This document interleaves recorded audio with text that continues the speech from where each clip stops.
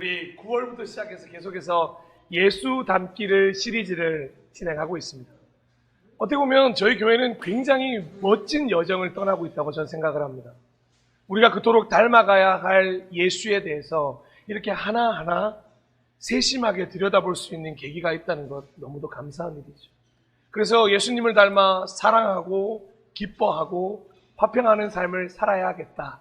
그리고 지난주에는 예수님의 공생의 이전의 삶을 살펴보며 인내를 통하여 사람 냄새가 나는 친절을 우리가 품어야겠다는 이야기를 나누었습니다. 오늘은 성령의 열매의 6번째이자 우리가 닮아가야 할 예수님의 성품 선함에 대해서 함께 말씀을 나누도록 하겠습니다. 성경에 등장하는 선하다라는 단어는 영어로 굿니스라고 합니다. 그리고 헬라어로는 아가토스, 히브리어로는 토브라고 부릅니다. 상당히 이 단어들은 복잡 다양한 뜻을 가지고 있어서 신학자들이 정말 많이 연구하는 단어이기도 합니다. 그런데 저는 오늘 다음의 한 구절로 이 선하다라는 뜻의 모든 내용을 한 줄로 요약하고 싶습니다. 마가복음 10장 18절의 말씀입니다. 예수께서 그에게 말씀하셨다. 어찌하여 너는 나를 선하다고 하느냐? 하나님 한 분밖에는 선한 분이 없다. 아멘. 영원한 생명을 얻기 위해 예수님께 질문을 던진 한 사람에게 예수님께서 친히 말씀하셨던 대답입니다. 저는 이 말씀이 우리 그리스도인들에게 너무도 중요하다고 생각합니다. 이 말씀이 우리 신앙생활의 출발점이기도 한데요. 왜냐하면 성경에 등장하는 모든 선이 하나님이라는 것을 예수님이 친히 밝히셨기 때문입니다. 하나님이 선하시기에 우리는 그 하나님의 약속을 믿을 수 있고 그 하나님의 나라를 살아갈 수 있게 되는 것입니다. 그래서 철저하게 하나님 중심이어야 한다고 말하는 것이 바로 그리스도교의 중심입니다. 사실 기독교는 이미 많이 기울어진 운동장입니다. 이미 많은 것들을 결정하고서 들어오지 않으면 받아들이기가 정말 어려운 종교가 기독교입니다. 특별히 하나님 중심이라는 단어를 잘 이해하지 못한다면 그리스도교를 받아들이는데, 기독교를 받아들이는데 굉장히 큰 어려움이 있을 수밖에 없습니다. 세상엔 참 선한 사람이 많은데, 세상에 참 선한 일들이 많은데 그것들을 선이라고 말하는 것을 성경은 허락하지 않습니다. 성경은 오로지 하나님만이 선하시고 그리고 그 하나님이 말씀하시는 말씀만이 선하다고 이야기하고 있습니다. 그래서 하나님 중심은 곧 성경을 중심으로 하는 말씀 중심으로 옮겨가게 되어 있다는 것입니다. 그래서 하나님을 선택한다는 것이 무엇이냐? 하나님을 바라본다는 것이 무엇이냐? 아주 쉽게 말씀드리면 하나님의 말씀을 선택하는 것이라고 말씀드릴 수가 있습니다.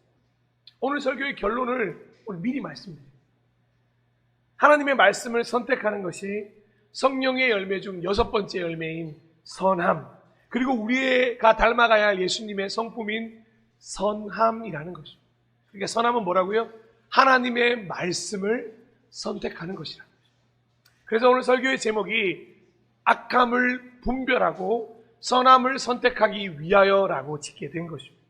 사랑하는 여러분, 하나님의 말씀이 아닌 것들을 분별하고 하나님의 말씀을 선택하는 우리의 삶이 되기를 소망합니다. 바로 이런 분별과 선택의 삶을 사셨던 분이 누구시냐고 묻는다면 당연히 예수님이라고 말할 수 있습니다. 예수님은 단 한 번도 그의 일생을 통해서 말씀이 아니었던 것을 선택한 적이 없으셨던 분이었어요. 이 땅에 오신 것 자체도 사실은 말씀의 이룸이었습니다. 그냥 어느 날 떡하니 이 세상에 오신 것이 아니라 하나님이 말씀하셨고 약속하셨던 것이 이 땅에 이루어진 것이죠. 말씀으로 시작하시고 또 십자가에서 죽으실 때, 승천하실 때까지도 말씀으로 마무리하셨던 분이 바로 우리 예수님이십니다. 그렇기에 당연히 우리는 어떨까요? 그분을 닮아가야 하는 우리도 어디를 시작점으로 두어야 할까요? 말씀을 시작점으로 두어야 하고 어디를 끝으로 두어야 할까요? 말씀을 끝으로 두어야 한다는 것입니다. 그래서 매일의 삶을 살아갈 때 아침에 일어나서의 말씀 묵상과 잠들기 전에 말씀 묵상이 너무도 중요한 것이 우리 그리스도인의 일상이라는 것입니다. 하나님의 말씀 위에 서서 하나님의 말씀에 순종하여 하나님의 말씀을 이루는 삶을 반드시 살아가야 하는 존재가 누구냐? 바로 그리스도인이라고 말할 수 있다는 것입니다. 자, 그렇다면 이런 질문이 생기지 않겠습니까? 그럼 하나님의 말씀을 선택한다는 것은 무엇일까? 선하게 산다는 것은 무엇이냐? 어떻게 하면 악함을 분별하고 선함을 선택할 수 있을까? 이런 질문을 할 수 있지 않겠습니까? 오늘 저는 이 질문에 오히려 세 가지 질문을 하면서 그 방법을 함께 나누고자 합니다. 자, 하나님의 말씀을 선택한다는 것은 무엇일까요? 첫 번째로는 이렇게 질문드리고 싶습니다. 하나님의 말씀이 가장 좋은 방법입니까? 우리가 첫 번째로 질문한 이 내용은 하나님의 말씀에 대한 스스로의 신뢰에 대한 질문입니다. 우리는 어떤 일이 생겼을 때 당연히 어떤 방법이 가장 좋은지 가장 좋은 방법을 찾는 습성이 있습니다. 가장 좋은 방법이라는 게 무엇이겠습니까? 가장 손쉽게, 빠르게, 정확하게 해결하는 방법을 찾는 거죠. 그래서 내 주변에 이렇게 일을 빨리 해결해 줄 수 있는 분이 있다는 것 굉장히 큰 축복이라고 말하기도 합니다. 사랑하는 여러분, 여러분에게 가장 좋은 방법은 무엇입니까? 냉정하게 한번 스스로에게 질문해 보시겠습니다. 지금 내 생활 방식 속에서 가장 손쉽게, 빠르게, 정확하게 해결하는 방법이 과연 하나님의 말씀이 맞습니까? 아니면 다른 방법입니까?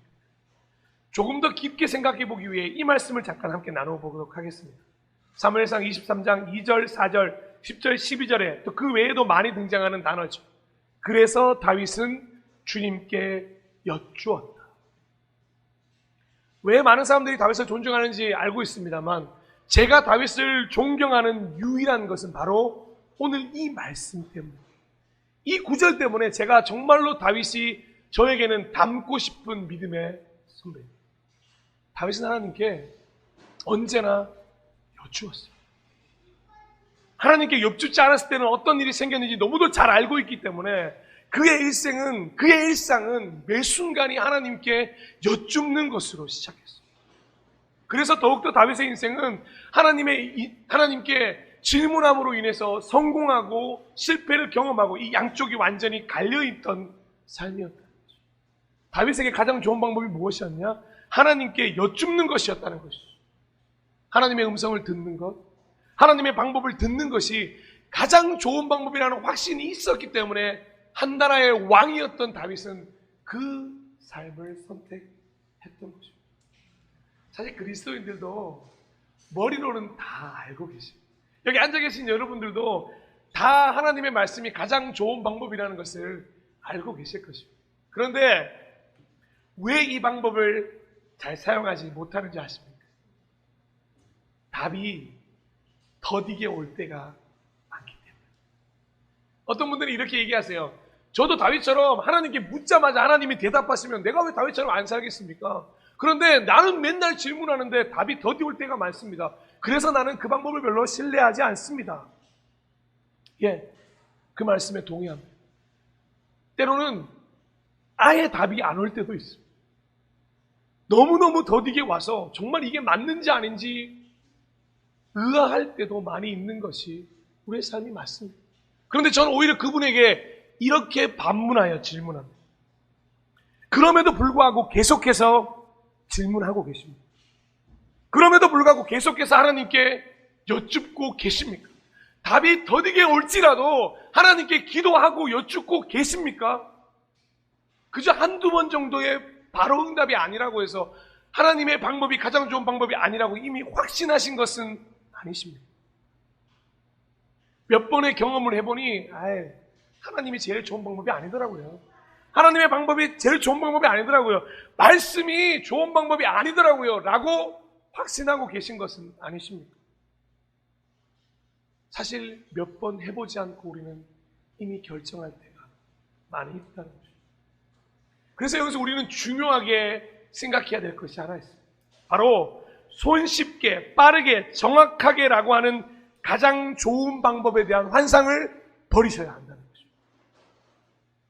이 생각이야말로 가장 좋은 방법인 하나님의 말씀을 외면하게 만드는 가장 큰 걸림돌. 하나님이 보여주시는 가장 좋은 방법은 쉽고 어려움에 있지 않습니다. 느리고 빠름이라는 속도에 있지 않습니다. 특별히 정확하게라고 하는 나의 욕심에 있지 않다는 거죠. 하나님은 하나님의 방법으로 가장 좋은 방법을 허락하신다. 너무도 이기적으로 보이죠. 그런데 너무도 이기적으로 보이는 이 명제를 해결해야만 하나님의 방법이 왜 가장 좋은 방법인지를 깨달을 수 있다는 거죠. 우리는 빨리 해결되기를 원해요. 손쉽게 해결되기를 원하고 내가 바라는 정확하게 그것을 해결되기를 원합니다. 하지만 성경은 단 한 번도 그렇게 얘기한 적이 없어요. 시작부터 말이에요. 창세기 1장 4절, 10절, 12절, 18절, 25절, 32절에 처음부터 이렇게 기록되어 있습니다. 하나님이 보시기에 좋았다.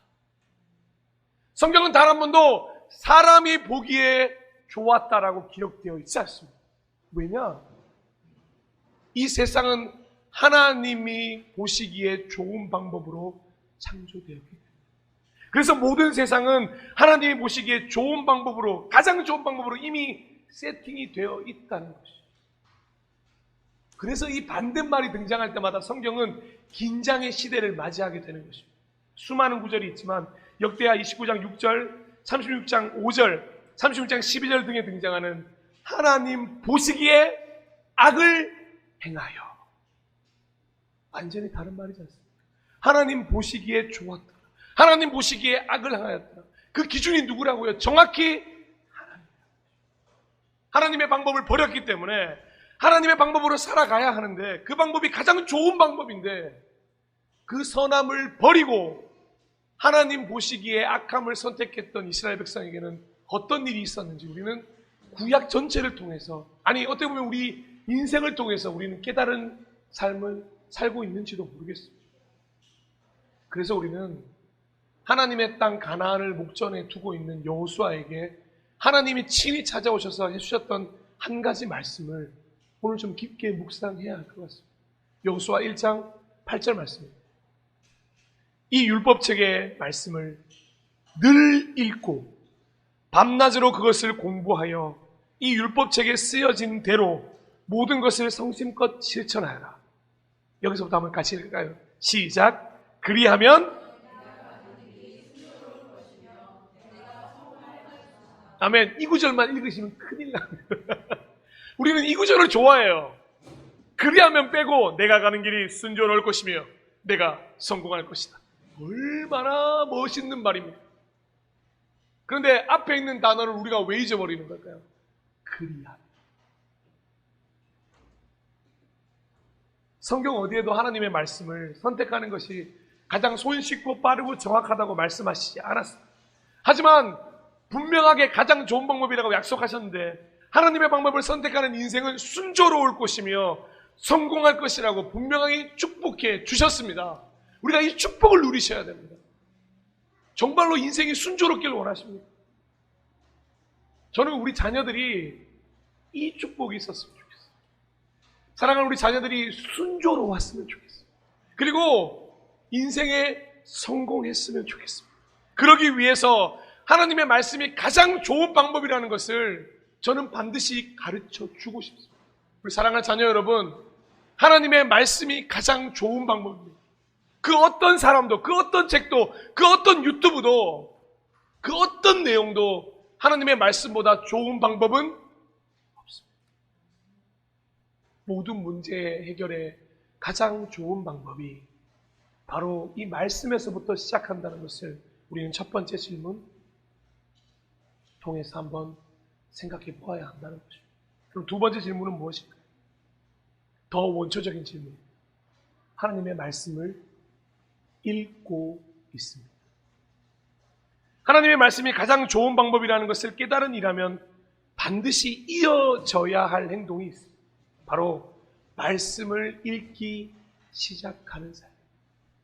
씹고 뜯고 맛보기 위해서는 반드시 읽기 시작하셔요. 이 시대 속에서 악함을 분별한다는 것은 성경을 읽고 있다는 것입니다. 이 시대 속에서 선함을 선택한다는 것은 내가 지금 성경을 읽고 있다는 것입니다. 그것이 매일매일 아주 소량일지라도 하나님의 말씀을 읽고 있다는 것이 악함을 분별하고 선함을 선택하기 위한 가장 기초적이고 기본적인 방법이 된다는 것입니다. 왜 그리스도인들이 악함을 분별하지 못하는지 아십니까? 왜 그리스도인들이 선한 것을 두고도 선함을 선택하지 못하는지 아십니까? 말씀을 읽고 있지 않기 때문에. 여러분 스스로에게 냉정하게 질문해 보셔야 합니다. 나는 왜 악함을 분별하지 못할까? 나는 왜 선함을 선택하지 못할까? 나는 왜 하나님의 말씀을 살아내지 못하는 것일까? 가장 근본적인 이유 중에 하나가 말씀을 읽고 있지 않기 때문이라는 것입니다. 2022년 10월 25일에 미국판 한국일보라는 신문이 있는데 그 한국일보 종교란에 이런 내용의 글이 하나 투고가 되었습니다. 제목은 성경 1년에 3번만 읽어도 새로운 삶의 변화 경험이라는 제목이었습니다. 1년에 3번만 읽어도 삶의 변화를 경험한다. 어떤 내용인지 제가 한번 천천히 읽어드릴게요. 기사의 내용입니다. 살다 보면 새로운 삶을 살고 싶은 욕망을 한 번쯤 가져보게 된다. 최근 발표된 한 조사에서 1년에 성경을 3번만 읽어도 삶이 변화하는 것을 경험하는 것으로 나타났다. 미국 성서공회 ABS라고 하는데요. 미국 성인 2,598명을 대상으로 성경 읽기 실태를 파악하기 위한 설문조사를 실시했다. 이 미국 성서공회는 조사 대상 성인 중 1년에 성경을 최소 3번에서 4번 읽는 성인을 성경 사용자, 바이블 유저라고 분류했는데 성경 사용자의 대부분이라고 할 수 있는 이 3번에서 4번 읽는 사람들의 대부분이라고 할 수 있는 92%가 성경 속 메시지가 내 삶을 변화시켰다라는데 전적으로 동의했다. 성경 사용자보다, 그러니까 즉 3번에서 4번보다 적게 읽는 성인 중에서는 38%만이 성경을 통해 삶이 변화했다는 것을 경험했다고 답했다. 이 신문이 나가고 나서 많은 사람들이 무엇을 시작하신지 아십니까? 미국에서 이 한국일보를 보는 사람들을 중심으로 해서 성경 읽기에 붐이 일어났다. 목표는 하나였어요. 삶의 변화되기로 바랍니다. 성경을 통해서 하나님을 알고 싶었던 마음으로 읽었던 게 아니라는 거죠. 그래, 뭐 한번 읽어보면 뭐가 달라지겠지. 왜 제가 20대 때 가장 유행했던 책 중에 하나가 20대에 하지 마라, 반드시 해야 할 50가지 뭐 이런 거 있었습니다. 그 중에 38인가요? 성경책 통독하기 뭐 이런 거 있었습니다. 심지어 일반인들마저도 이 성경을 읽는 것에 도전하기 시작하는 거예요. 왜요? 삶이 변화되는 것을 경험해 보고 싶었어요. 미국 사람들은 이 통계라는 것에 굉장히 신뢰를 많이 보냅니다. 그래서 이렇게 많은 사람이 변화되었다는데 나도 한번 해봐야지 동참하는 거죠. 근데 그 동참의 결과가 무엇인지 아십니까? 삶이 변화된 것은 물론이요, 그가 그리스도인으로 변해가는데 일조가 되었다. 수많은 이들이 증명한 내용이 있습니다. 주변에 신앙이 좋다고 여러분 생각하는 분들의 특징을 한번 살펴보십시오. 그분들은 대부분 다 성경을 읽고 있다. 그리고 그런 학교에 보내면 제일 먼저 하는 게 뭔지 아십니까? 우리 효민 씨가 잘 알고 있을 거예요. 효민 양, 학교에 딱 가면 뭐부터 시작하죠? 예, 성경 읽기로 시작하는 거예요. 근데 굉장히 무거운 표정으로 얘기하는 거예요. 성경 읽기요. 그렇게 힘든 줄 믿습니다라고 했더니 힘들죠. 힘들죠. 근데 왜 그렇게 시작하겠습니까? 거기서부터 시작. 우리 아이들을 변화시키는 건 절대 어마어마한 그 어떤 것이 아니더라고요. 오로지 말씀이 변화시킨다는 거예요. 성경을 읽음으로 말미암아 미로를 통과하고 인생을 이해하고 앞길을 찾아갈 수 있다고 모두가 다 한 목소리로 이야기하는 것에 우리는 귀를 기울여야 한다는 거죠. 그래서 몇 번을 강조하고 잔소리같이 반복되는 얘기가 무엇이겠습니까? 바로 성경을 읽자는 것입니다. 여러분 성경을 읽고 계십니까? 가장 좋은 방법이 뭔지 아세요? 현재 교회에서 진행하고 있는 이 성경 읽기에 따라서 발맞춰 따라오시면 됩니다. 아침 1분, 점심 1분, 저녁 1분 이 3분을 통해서 하루 23시간 57분을 버텨갈 힘을 생길 수 있다고 함에도 불구하고 왜 3분을 투자하지 못하는지 다시 한번 결심하셔요. 그 3분을 투자함으로 하루를 버틸 수 있게 만드는 힘이 바로 성경 하나님의 말씀이라는 것입니다. 느헤미야 8장 1절에서 3절 말씀을 잠깐 보겠습니다. 모든 백성이 한꺼번에 수문 앞 광장에 모였다. 그들은 학자 에스라에게 주님께서 이스라엘에게 명하신 모세의 율법책을 가지고 오라고 청하였다. 7째 달 초하루에 에스라 제사장은 율법책을 가지고 회중 앞에 나왔다. 거기에는 남자든 여자든 알아들을 만한 사람은 모두 나와 있었다. 그는 수문 앞 광장에서 남자든 여자든 알아들을 만한 모든 사람에게 새벽부터 정오까지 6시부터 12시까지 큰 소리로 율법책을 읽어주었다. 백성은 모두 율법책 읽는 소리에 귀를 기울였다. 아멘. 이스라엘 백성들이 최고의 위기에 다다랐을 때 무엇한지 아십니까? 다른 걸 하지 않았습니다. 수문 앞 광장에 다 모여서 그냥 읽어주는 성경을 들었습니다. 사랑하는 여러분, 사실 주일 예배라는 게 무엇인지 아십니까? 하나님의 말씀에 붕덩 빠졌다가 그 말씀을 내 몸에 둘둘둘둘 감고 한 주간 동안 그 말씀으로 세상을 이기며 살아가는 게 우리 주일 예배입니다. 찬양도 중요하고 기도도 중요하죠. 만남도 중요하고 교제도 중요합니다. 그런데 말씀을 놓치고 돌아간다면 우리는 주일을 주일로 보낸 게 아닌 거예요. 가장 위기의 순간에 악함을 분별해야 할 때, 선함을 선택해야 될 때 반드시 한번 성경 읽기로 돌아가야겠다, 이렇게 결심하는 우리 모두가 되었으면 좋겠습니다. 마지막으로 이런 질문을 드리고 싶습니다. 하나님의 말씀이 입술에 있으십니다. 여러분도 잘 아시다시피 말에는 엄청난 힘이 있습니다. 사실상 악함을 분별하고 선함을 선택해야 한다는 것은 바로 말의 선포로부터 시작되기 때문에 이렇게 선포하는 거죠. 나는 악함을 분별할 거야. 나는 선함을 선택할 거야. 나는 하나님의 말씀을 가장 좋은 방법이니 선택할 거야. 나는 하나님의 말씀을 읽을 거야. 이렇게 선포하는 것이 결단의 시작이기 때문에 그렇습니다. 그리고 그렇게 결단을 해놓으면요, 그 결단에 따른 책임감이 느끼게 되는 겁니다. 그리고 이 약속의 성취를 위해 달려가게 된다는 것이죠. 그래서 우리의 입술에 하나님의 말씀이 있는가 스스로 질문해 보시죠. 말씀대로 산다는 것은 말씀을 선포하는 것이기에 우리가 사용하는 이 언어에서부터 하나님의 말씀이 묻어나와야 한다는 것이죠. 예뻐지기 위해 바르는 립스틱이죠. 입술 트는 걸 보고 가기 위해서 바르는 립밤처럼 우리의 입술이 예수 그리스도를 닮아가기 위해서, 그리고 우리 입술에서 예수 그리스도가 흘러나오기 위해서 하나님의 말씀을 입에 바르고 있어야 합니다. 그래서 자연스럽게 하나님의 말씀이 입에서 흘러나와야 한다는 거죠. 이걸 소망하는 분들은 다 이 말씀을 기도 제목으로 가지고 있는 거예요. 시편 141편 3편 3절 말씀입니다. 주님, 내 입술 언저리에 파수꾼을 세우시고 내 입 앞에는 문지기를 세워 주십시오. 아멘. 저는 이게 특별히 많은 분들을 상대해야 되는 직업을 가지신 분들에게 반드시 있어야 할 기도 제목이라고 생각합니다. 우리가 잠깐 실수하면 하나님의 말씀이 파수꾼이 되어주지 않고 문지기가 되어주지 않으면 우리 입술은 언제나 악함을 말할지 모릅니다.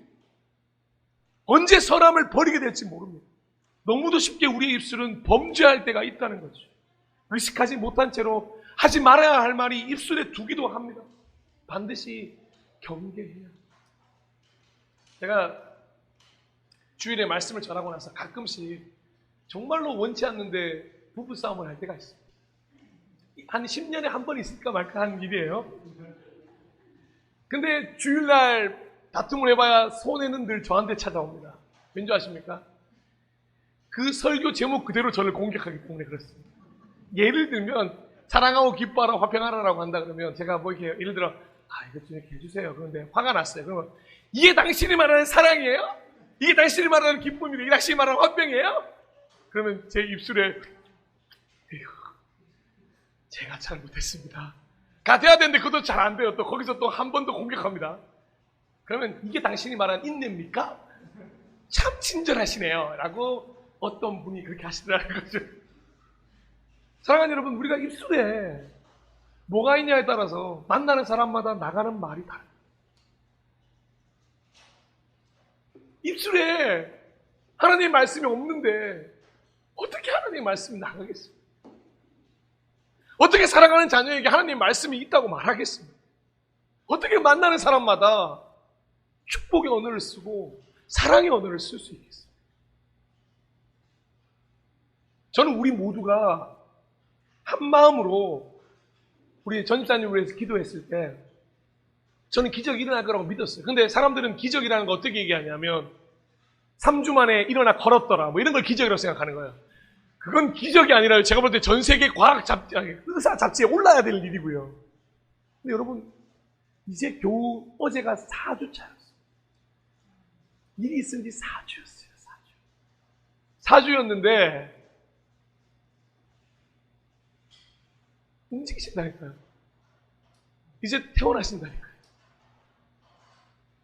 여러분, 우리 입술에 뭐라고 선포하는지 아십니까? 안 될 거야.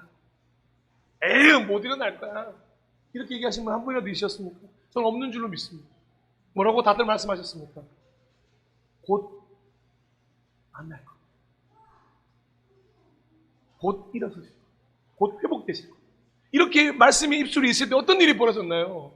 정말로 그 일들은 현실이 되어가고 있는 거예요. 제발 어마어마한 기적을 꿈꾸지 마십시오. 로또 당첨 안 돼요. 그런데 한 분의 기도를 통해서 한 영혼이 회복되는 걸 우리는 봐야 한다는 거죠. 그게 그리스도인입니다. 저는 기독교적 용어를 사용해야 된다고 말씀드리는 게 아니에요. 어떤 분들은 일어날 때마다 아이고 주여 하면서 왜 뭐 그게 뭐예요? 무슨 일 있으면 오 마이 갓 뭐 그런 거 하잖아요. 그런 용어를 말씀드리는 게 아니에요. 하나님의 말씀이 입술에 둔다는 건 사실 삶과 더욱더 연관이 되어 있다. 내가 고백한 그대로 삶이 될 수 있도록 하나님의 말씀을 입술에 두어야 한다는 것을 더 강조드리고 싶다는 거죠. 그래서 꿈이 있는 자유라고 하는 팀의 한웅재 목사님의 소원이라는 가사가 오늘 좀 함께 잠시 나눴습니다. 내가 노래하듯이 또 내가 얘기하듯이 살길 난 그렇게 죽기 원하네. 삶의 한 절이라도 그분을 담길 원하네. 사랑 그 높은 길로 가기 원하네. 우리 찬양이 우리 입술의 모든 고백이었으면 좋겠습니다. 여러분, 지금이야말로 우리 입술을 한번 점검해 보십시오. 한번 쓱 한번 확인해 보세요. 예수를 닮기로 결심한 이후로 우리의 입술 선함이 있으십니까? 하나님이 있으십니까? 하나님의 말씀이 있으십니까? 저부터 다시 결단해 봅니다. 이 입술이 주의 선함을 드러내도록 저부터 최선을 다하겠습니다. 설교를 마무리하겠습니다. 사랑하고 존경하고 축복하는 예비자 여러분, 오늘 우리는 세 가지 질문을 통하여서 우리가 닮아가야 할 예수님의 성품이자 성령의 열매, 6번째 열매인 선함에 대해서 함께 생각해 보았습니다. 이 세 가지 질문이었죠. 하나님의 말씀이 가장 좋은 방법입니다. 하나님의 말씀을 읽고 있습니다. 하나님의 말씀이 입술에 있습니까? 선함이라고 하는 성품을 소유하고자 원하는 모든 이들은 이 세 가지 질문 앞에 늘 서야 합니다. 간절히 소망합니다. 하나님의 선함이 우리의 선함이 되어서 이 땅 가운데 선으로 드러나게 되기를 소망합니다. 여러분의 가정에서, 회사에서 만나는 모든 사람들이 그 선함을 발견할 수 있도록 여러분이 선함 그 자체가 되어주십시오. 그러기 위해 우리는 다시 말씀으로 돌아가야 할 것입니다. 마지막으로 그 결단을 하면서 이 말씀을 함께 다시 읽었으면 좋겠는데, 오늘 함께 나눴던 본문인 빌립보서 1장 9절에서 11절 말씀을 다시 한번 우리 모든 질문들을 생각하면서 읽어봤으면 좋겠습니다. 함께 천천히 읽어보겠습니다. 시작. 내가 기도하는 것은